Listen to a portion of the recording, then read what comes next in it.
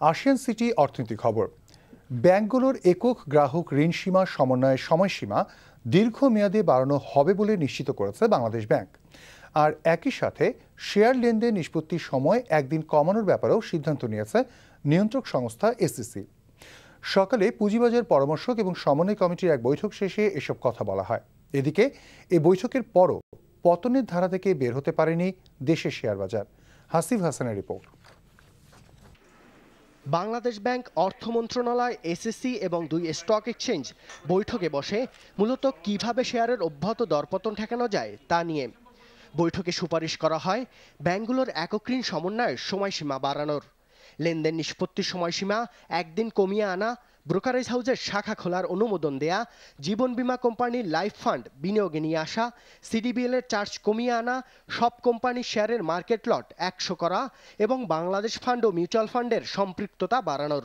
Stock এক্সচেঞ্জে আমার কি কি অস্ত্র আছে, কি কি ইনস্ট্রুমেন্ট আছে, যেটা আমি T+2 করছি একদিন, যেটা আমি শেয়ার বিক্রি করে যে কেনাটা যেত না সেম শেয়ার, সেইখানে আমরা মানে ফান্ডের ক্ষেত্রে মিটিংয়ের সুযোগ দিচ্ছি। ফ্রেশ ইনভেস্টমেন্ট নিয়ে আসতে হবে। ফ্রেশ ইনভেস্টমেন্ট নিয়ে আসার জন্য ব্রাঞ্চের পারমিশন দিতে হবে। একটা ব্রাঞ্চ যখন ওপেন হয় তখন ওই ব্রাঞ্চের যে ইনচার্জ, ওনার একটা দায়িত্ব হয়ে যায় যে আশপাশ থেকে উনি আরও কিছু ইনভেস্টার কালেক্ট করে ওখানে করানো। বাংলাদেশ ফান্ডের ব্যাপারে আমরা বলছি বাংলাদেশ ফান্ডকে আমরা অ্যাক্টিভ করবো এবং এটা আমাদের এই আলাপ হয়েছে।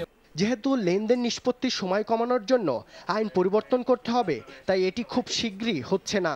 তবে কেন্দ্রীয় ব্যাংক বলছে একক ঋণ সমন্বয়ের সময়সীমা তারা বাড়াবে।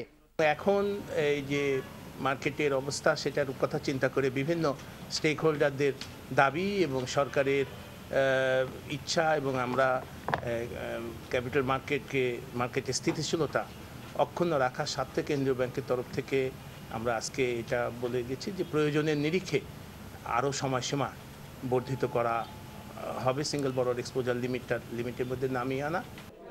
তবে এই বৈঠকেও শেয়ারের দরপতন ঠেকাতে পারেনি। সপ্তাহের শেষ দিনেও কমেছে বেশিরভাগ কোম্পানি শেয়ারের দাম, একই সাথে কমেছে লেনদেনও। Hasif Hasan, NTV news, Dhaka. সন্ধ্যার খবরে আরও একটা